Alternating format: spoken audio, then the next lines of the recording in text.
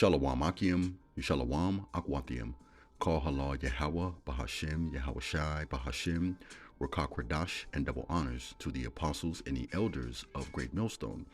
This is your brother Benaim from the Great Millstone Atlanta camp. And this interaction from our past Thursday night camp was simply beautiful. I'm sure you can tell by the smiles on all of our faces that this was just a phenomenal interaction. And I want you to keep in mind as we segue through these various scriptures, the Bible tells us clearly, if we're smiling like this, you have to consider, the scriptures tells us there's much rejoicing in heaven when one sinner repents. This brother came up. He seemed very sincere. He had several questions, and he was edified by the beloved officers and the captains, and also the disciples that were breaking down the scriptures. And it was just a phenomenal interaction to watch, brothers. But that's why we're out there, okay? This is what this ministry is about, reaching the lost sheep of the house of Israel. I'm going to let a portion of this play here, and per usual, I'm going to chime in momentarily. Watch closely.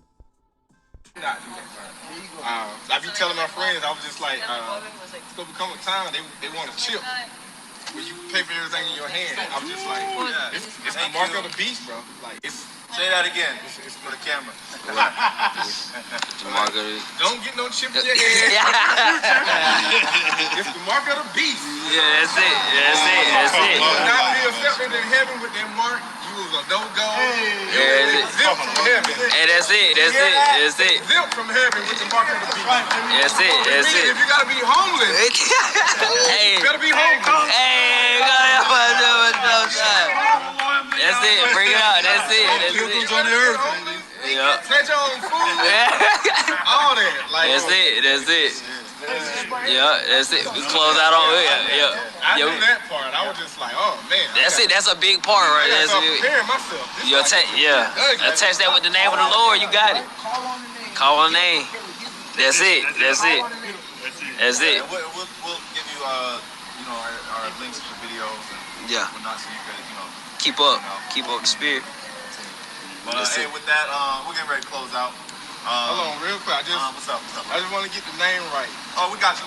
No, We'll close out real quick. You about to hear it. Oh, go ahead. All right, and with that, Lord willing, brothers will edify. We got the brother here. Hey, he was edified. Through the spirit of power. How about you? We're going to close out by giving all glory, honor, and praise to Yahweh, Bahashem, Yahweh Shai, Bahashem, Rakak Radash. And double honors to the elders and apostles of the Great Millstone. Shalom to the sincere Akim, pushing out the truth and sincerity. Shalom. Hey, shalom. Beautiful interaction, brothers. Even when camp was over, brothers spirits was lifted as well, because we sincerely want to see our people saved. So it just boosts your spirits when we get at least one good fish, if you will, that receives, what's being taught to them. Now, we're likened unto spiritual fishermen, and we're casting out a spiritual net as well. We're out there on the highways and hedges. And how do we know? This is the book of Matthew chapter 4 verse 19, and it reads, "And he said unto them, Follow me, and I will make you fishers of men." And that's what the truth of this gospel is all about. Even if we just save one here and or there, right? Remember, the angels rejoice in heaven when one sinner repents, right? Let's come from here, right? Let's go to the book of Matthew chapter 13, verse 47 through 48, and it reads, "The parable of the net." And the truth of this gospel is being, not only it's likened unto a spiritual net, but it's cast out over the internet as well. There's those of you that many of us will never meet personally. However, this spiritual net is being casted out over the internet. And should you be of the elect, you're going to hear this truth. You're going to wake up, and you continue in this. You're going to be sealed for the day of redemption.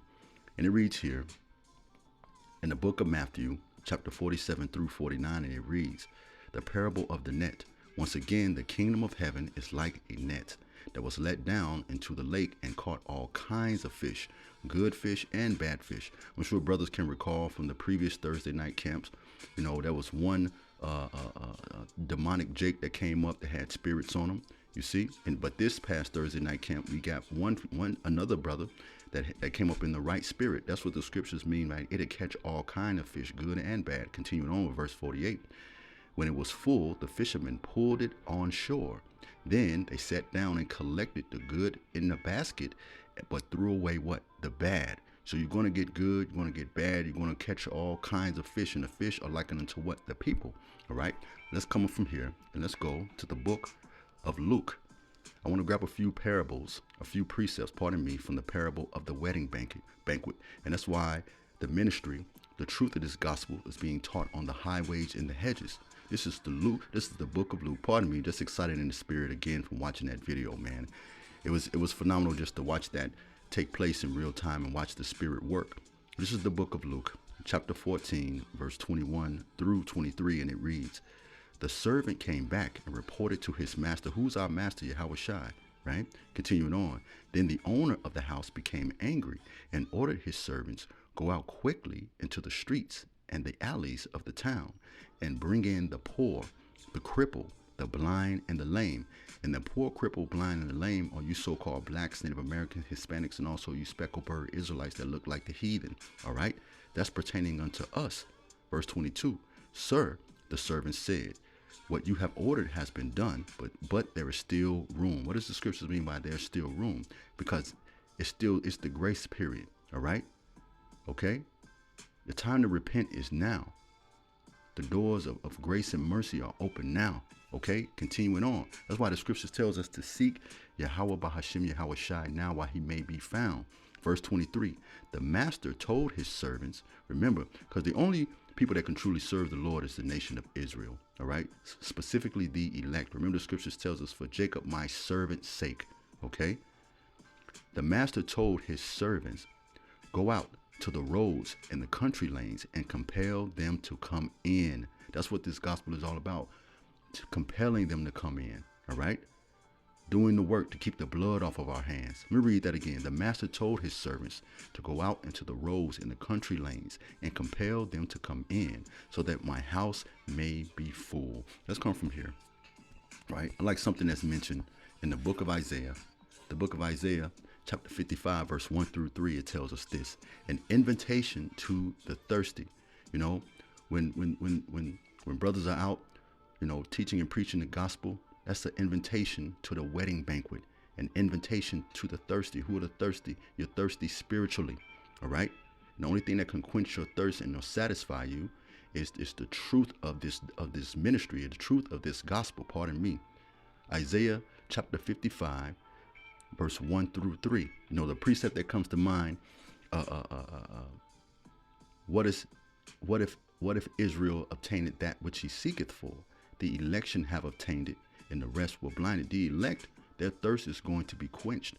You know, when you come across this gospel, this truth, you wake up and it's like there is no like. It's the best thing you ever come across. And there's a sense of satisfaction when you get it, right? Let me read that again from the top. Isaiah chapter 55, verse 1 through 3, and it reads, "Come, all who are thirsty, come to the waters, and you who have no money, come buy and eat. Come buy wine and milk," because this truth is likened unto what?